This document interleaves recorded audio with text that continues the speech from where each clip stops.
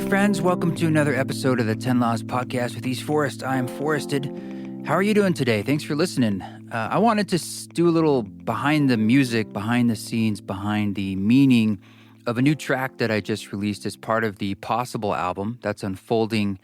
Every couple weeks, there's more music, videos, and so forth. And we just released the song Can't Fall Out of Love, which is wherever you listen to music.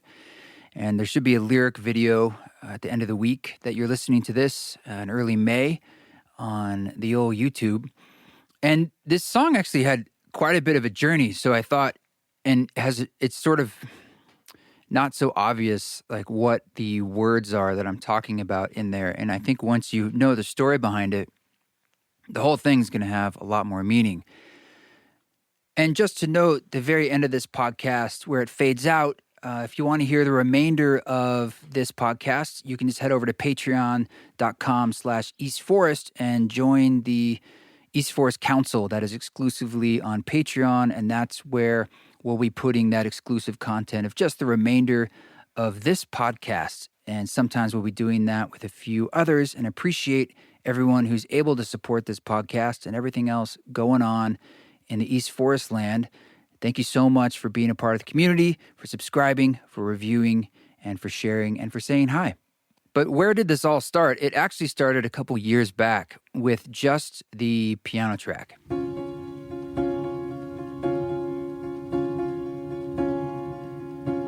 And at first, it was just a piano song. I had gotten into the habit of recording songs starting from the place of just being piano. And so my writing process, this was back before the Ram Dass album, was I'd spend like a month or so, maybe longer, just every day sitting down and working on a new piano improvisation and little song. And some of them would take the shape like this. This is my upright Charles Walter piano. And I did that upper part first. So sort of like two hands playing. It's kind of like a pad, the da-da-da-da-da-da-da part that's sort of there throughout the song. And then you hear essentially a second track that's the melody.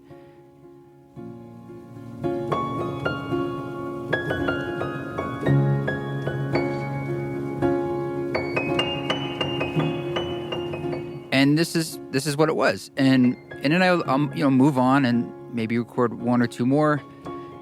And some days there's ideas that are interesting, and some days there aren't. But typically I'll just kind of leave it and not really listen to it, and then come back to it after a month or a couple months and sort of see what's there. Mine what came out in that time. And this is one that I really liked. And so when the Ram Dass album opportunity came around, I really wanted to go through everything I had. I wanted to create new stuff. I wanted to not have any limitations and say, I'll create electronic songs or piano-driven songs. I don't know. I just want to make a lot of stuff and see what wants to emerge, essentially. And, as you go on, certain tracks stick out and you're like, well, I definitely feel like this one wants to be included. And then you start to see how the whole thing fits together. And sometimes some things just don't make it. They're like orphans, but you like that child. And this was one of those songs. I couldn't find it fitting in the album with a particular Ram Dass recording that I had. I think I tried the You're a Guru on this, and I tried Nature on this. And as you know, other tracks on that record made the cut, and this one was an orphan. So it was just sitting around, and I didn't really have anything to do with it, but I remembered it. And so when I was messing around a couple years later creating the Possible album, I also did the same thing where this one I started with piano, and I had my new, really, really old grand piano, this old 102-year-old Baldwin that I'd found at a piano store here in Boise, Idaho, and I had to spend quite a bit of time fixing it up. I mean, I literally, the damper pedal was super wobbly because the bolt threads wouldn't hold, and I put a bunch of toothpicks in there and then cranked it in, and I fixed that with toothpicks. But I also had to get some expertise of a piano tech to come in and do things like fix a bunch of the actual dampers and strings that were messed up. So anyway, we got that piano working, and I recorded piano tracks as I had done before, like every day, different ones. And even then, I was like, it'd probably be good to go back in time and see what's there. And I remembered this one. And so it's the same thing. I liked it, but I didn't know what to do with it. But I should note that way back when Lorraine Weiss, who played saxophone on A Miracle and Love Everybody, that was like one day of a recording session we did in Utah. And Lorraine lives near Santa Fe, New Mexico. And I met her, that's kind of a story in itself, through Ivy Ross, who allowed us to stay, Rod and I, to stay at her guest house outside of Santa Fe. And Lorraine's kind of the caretaker there. And so I met Lorraine, and she's like this amazing woman who guides journeys and is really tapped in, and a musician and plays saxophone and does a lot of sound healing. And I was like, just felt like we have to record sometime. But I didn't know how. I thought maybe I'll have to come back or something. But a few months passed, and she told me she was asked to go to a wedding in southern Utah near Zion. And I was like, wow, even if you're a couple hours away, like 3 or 4, that's close as a crow flies in southern Utah. So I was like, you got to come by. We got to find a way. And she doesn't drive. She's just like, I don't know how I can get there. Even though I'm close, it seems impossible. And then someone like volunteered from that wedding, say, I'll drive you. I'll drive you all the way over there to East Forest, to the studio. And we put her up, and we had a day in the studio. And so we did a bunch of different things, including like what became A Miracle, which is just an improvisation in the studio that day, right in the moment.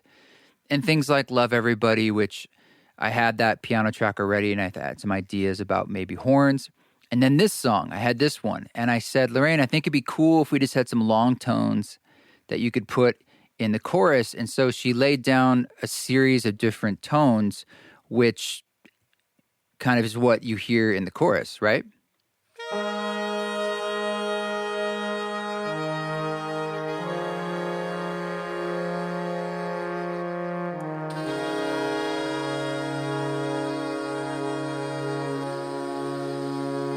But what you also hear in there is like kind of a trombone. And that's because I added that in because I needed one more part for the harmony. So there's like a little MIDI trombone in there, which typically MIDI horns sound terrible, but I tried it just to hear like what that harmony would sound like, and it sounded okay. So I ended up leaving it in. So that's what you're hearing there. And so I had the piano, I guess, and the horn, and so I revisited it for the possible release. And this is where the voiceover comes in. So it was later in the process of recording the record. This song was a little more of an afterthought in a sense. And I had a really, really powerful experience with ketamine-assisted therapy with Rada over at the ketamine clinic where she works. And I was exploring this space. I've talked about this a little bit before, about this particular experience where we do a series of sessions. I think they were 5 to 6 sessions over 3 weeks, so twice a week. And the idea is that kind of regularity seems to be a very good recipe for some people for helping with depression and anxiety. And at that time, I was definitely feeling more anxiety than I felt was warranted. Well, I shouldn't say warranted. It was in the summer. It was in July. It was mid-July. And as you know, a lot was going on. In the spring, things were quite stressful with the lockdowns and COVID, and just what is this? Where is it going? Touring, stopping, income shifting, everything that we all know about. And I'm sure it was unique in your lives. And by July, we'd kind of found a kind of rhythm, but at the same time, I don't know, I was feeling pretty stressed out about various things, and I felt like maybe this would help. I'd give it a try. So the first couple sessions we did with these lozenges, they're called troches, and they're fairly mellow. Like you can get to very, very deep spaces, but it moves at kind of a pillowy, gentle pace. There were a few journeys I had. The first 3, I think 2 of them it almost felt like extremely subtle, like just kind of a heart opening. And I got to sort of work through some stuff in my psyche and my mind and my heart, but kind of mellow. And then I had a third one that was the same dosage with these lozenges, these troches. And it was actually now, wow, it just kept going and went deeper and deeper into pretty much like a psychedelic space of breaking through barriers of duality. And frankly, it was unexpected, but beautiful and powerful. So when we got to the fourth one, they had run out of troches for me accidentally. And alternatively, the owner of the clinic said, we can give you an intramuscular, like a shot. And I don't know anything. I'm like, sure, sounds like if that's the alternative, and sure, I'm here for our stop number 4 in the therapy session. But the way they do the calculation of the dosage is that when you take the troche in your mouth, you're absorbing the medicine, the chemical, through the mucous membrane in your mouth. And at the time, it was like, about 30% is absorbed. So if you take 200 milligrams, that's about 66 or so milligrams they're estimating you're absorbing. Later, I found out some people have said, no, you're really only absorbing like 10 to 15%. It really depends on various factors, which means if that's the case, I was getting like, anywhere from 20, 25 milligrams. Well, the calculation was then, here's the shot, we're going to give you 75 milligrams. And when you do a shot, you're getting all of it, is my understanding. And not only are you getting all of that, it hits you right into that bloodstream. It goes extremely fast. It's really felt like a completely different experience. And they said something like, this can sometimes feel like a freight train and how fast it comes on. And I was sort of like, my own naivete, even for myself as a guy like deeply enmeshed in the psychedelic movement, psychedelic therapy.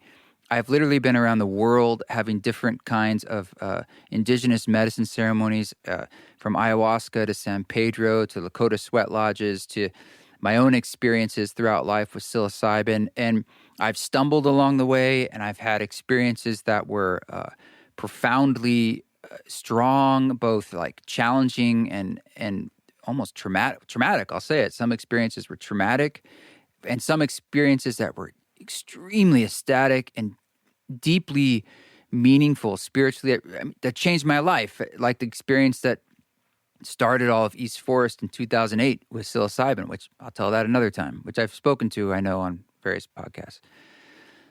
So anyway, I'm saying I shared a responsibility in not really doing my research fully and not really respecting the medicine of ketamine for its power and what it can, like the potentiality of where it can go. And because of that, I think I was a little sanguine about the experience and thinking like, I've had now 3 experiences and I can do this, no big deal. And I enjoy it, and it's just inherently like that positive, we'll just do that. So the guy who was charged to do the shot in my arm also was just sort of like impatient. And like when we arrived to set up, he was already there, and I could tell he just wanted to do it and get out of there. And I'm like, we're doing this as a small group. We don't even have the other members here. There's some elements of ritual and ceremony that we do to prepare. And he's just sort of just like hanging around, just, it wasn't a good energy, it's sort of rushing. And then we finally did start, and he put it in my arm, and then he just like left. And so I'm there with Rod, I was leading the group, thank God, and a couple other people, all wearing masks in this room with like an air filter and the window open. This is how we were doing it. And for the first few minutes, it was just nothing. I was like, all right, maybe it's, it's going to be chill again. And then it started to come on, and then it started to come on more, like very quickly. And then it started to go into where I'd previously been, like a very deep space, like within, less than a minute. And then it just kept going and kept going. And then it kept going more. And then when I started reaching places that I'm like, I can't believe I'm about to enter into like a particular psychedelic space I felt in the Amazon jungle 10 years ago. And then it kept going. Like it kept crossing barriers of dimensional space that A, I didn't know existed. B, I certainly had no expectation that that's the kind of place I would be journeying into in that moment. So I felt unprepared.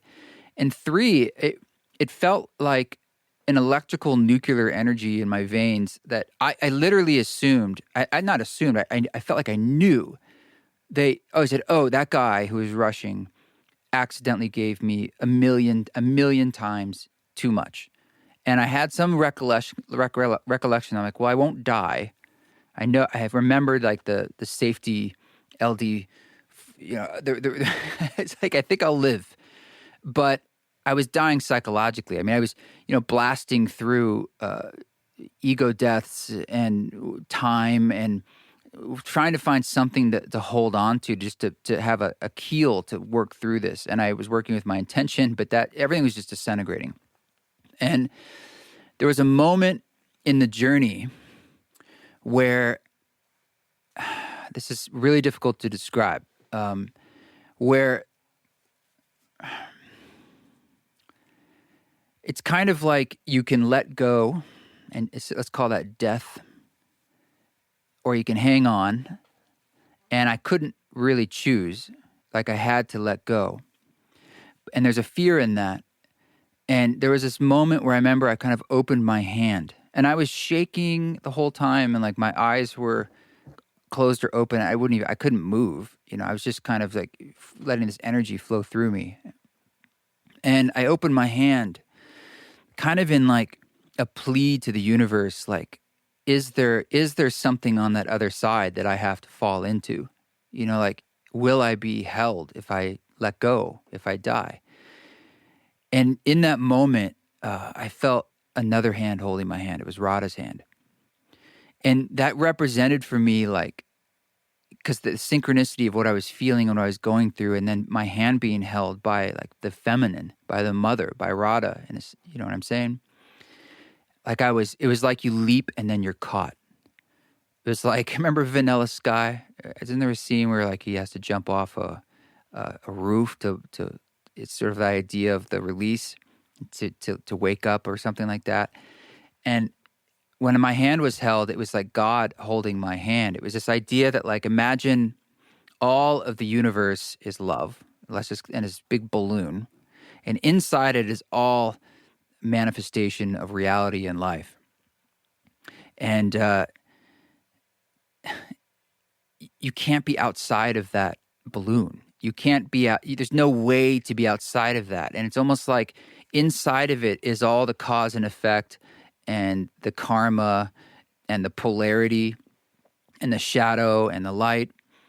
And it just felt like it was showing me that 51.1% in a sense is the love. Like there's just enough energy to keep the gyration of movement, of life and karma, but it leans in the God, in the love, because it can't not, because that's the soup that we're in.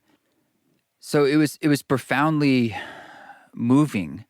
And the whole experience was not like inherently positive or negative. It was just really strong. I don't know how else to describe it. And it really shook me. I mean, the next day was my birthday, and I had to cancel everything because I wasn't back. And I felt like when I was coming, quote unquote, back, I was angry and I was struggling. And just because I was trying to just make sense of like, no, like you don't understand what happened and like where I went. And like, I feel like different. I felt like there was before and there was after. And I remember in the experience kind of saying like, if I crossed that line, so to speak, of what it was pushing me towards, there's no going back. Whether that's death or some kind of death of belief. And I went through those things. And now that it happened, and it felt like a kind of initiation, a rite of passage. And I didn't know what to do with that.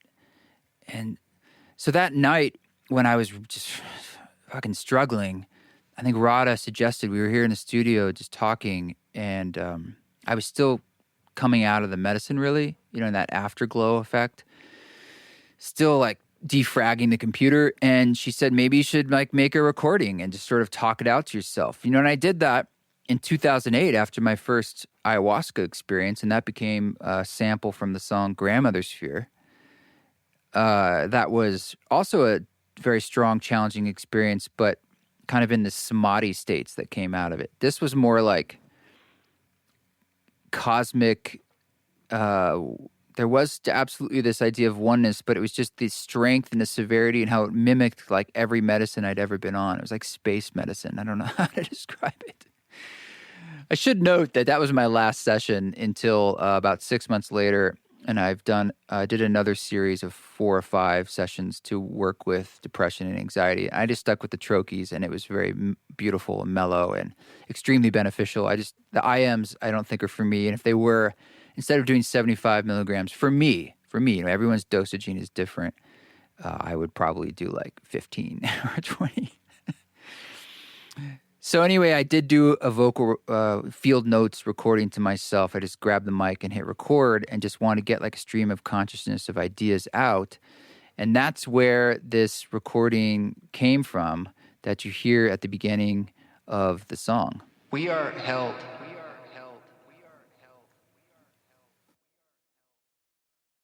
By God. And when I say God, I'm just going to say all that is. Yeah, as I was saying, it felt literally like everything that is everything is what we're a part of and that we're held by. And there was just this really big notion that if that's love, that you can't fall out of love. We choose what we let go of from moment to moment. And as we choose, we step into the new reality forming in front of us of infinite possibility. And that was a recognition for me that like you have that choice to make as each of these, let's call them dimensions or spaces, was like breaking down as I'm going through these etheric spaces. And you get to choose. And every time you do, you step into a new space that is full of infinite potential. There's always, all potentialities can exist in front of us. And that's sort of what I was seeing. And like my choice is what allowed me to fall into each one moving in front of me, which is wild. You can't fall out of love. You can't fall out of love, yeah. You can't fall out of love. So these are just notes that I wanted to remember. And what's crazy is like, I'm telling this to you now and it feels like I'm just telling you like my drug story. And I guess literally that's what it is, but it had meaning for myself. And when Radha grabbed my hand, there was like this universal message. But you can never lose your way completely. And how the suffering is just not giving in. And that was absolutely true in those moments. The suffering for me was holding on, Endless choices. Yeah. Endless choices. And yet there's one choice. And that one choice just sort of being, you could call it, these are metaphysical sort of feelings, mystical poetry ideas about that there's really only one thing to choose, and that is to fall into love or not. So from there, later on, probably it might have been months, I went back to this recording just to like, all right, what is even in there? And instead of it just feeling like me commiserating with the confusion, which was in there too, I only took samples of everything I said that night. There were some universal messages that I thought, this maybe, I have to like step back from it as a creator and an artist and step away from like my own vulnerability and embarrassment of sharing some of these things. Which, like I said, it's like, why should I be putting, someone's my trip report into a song? But that's the same feeling I thought about Grandmother's Fear way back when. And that song was also an afterthought. And then I ended up doing it, and I took that leap. I fell into love in a sense, and there was something there that, was universal for other people to experience. So basically, I ended up adding, pads to the song and other elements to kind of flesh it out a bit. And we took these things, and eventually, I had to bring in some drums, which I just heard a particular rhythm in my mind with that sort of delay.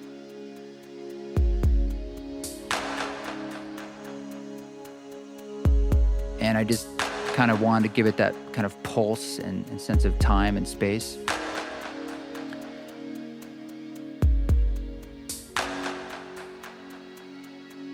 And I was also in Portland. Eventually, once the song started to get a little more finalized, I went to Portland to the Map Room studio and met with a few different musician friends to record some additional parts for all the songs. It was an epic day. And Owen Hoffman-Smith came in, who plays double bass amazingly well, and like he played the bowing on Dark Thoughts and the double bass on Home, and he also plays electric bass. He also plays cello. The guy's a pretty impressive musician, and I had him do some bass for this song, just kind of give it some kind of non-electronic human quality, you know? But there is a sub bass in addition to the Owen bass, which just I kind of wanted to kind of keep that sort of electronic element of that really nice, rich low end. And so I want to play the song for you in full now, and just I'll give you some more commentary on the song after that, which I'll probably kick over to the Patreon. If you want to hear the full podcast, check it out, patreon.com/EastForest. And thanks for everyone for reviewing and listening. More songs to come, as I said.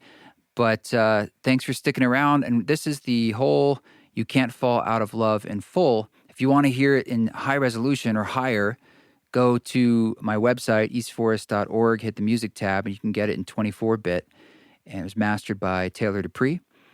And even just most like Spotify and Apple are going to be higher than this. This is only 128 here on the podcast, but let's listen to it in full.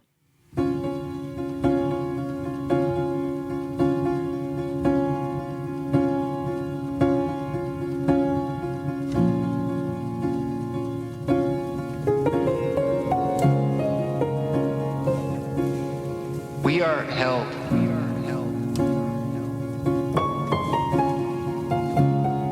by God.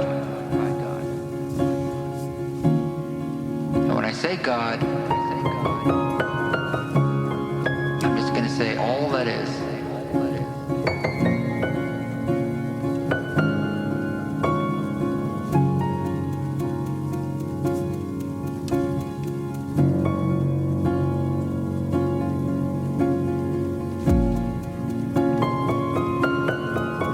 We choose what we let go of from moment to moment.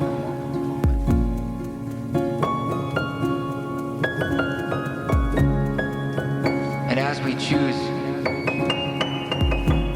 we step into the new reality forming in front of us of infinite possibility.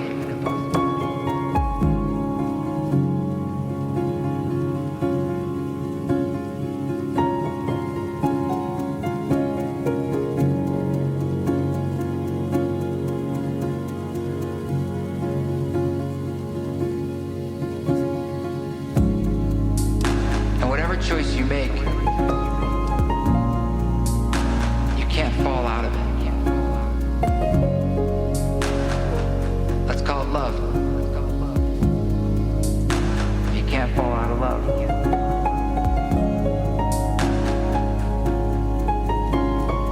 can't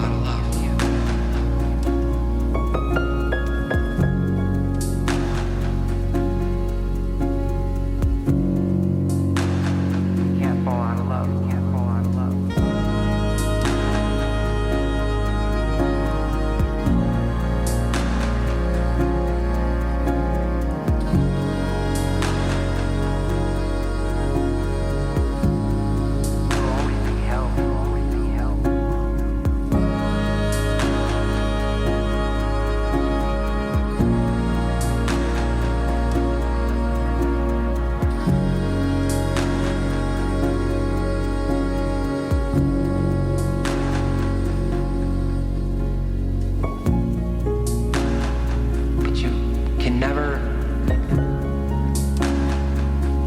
Your way completely, and how the suffering is just not giving in.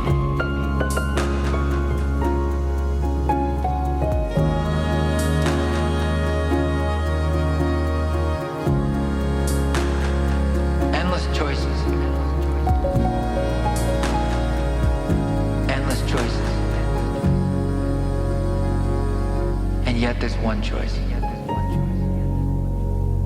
That became the song. And from there, it flowed fairly quickly once all the elements were there. And then I was like, I had to come up with a title. And I really liked the idea of You Can't Fall Out of Love. Because can we fall out of love?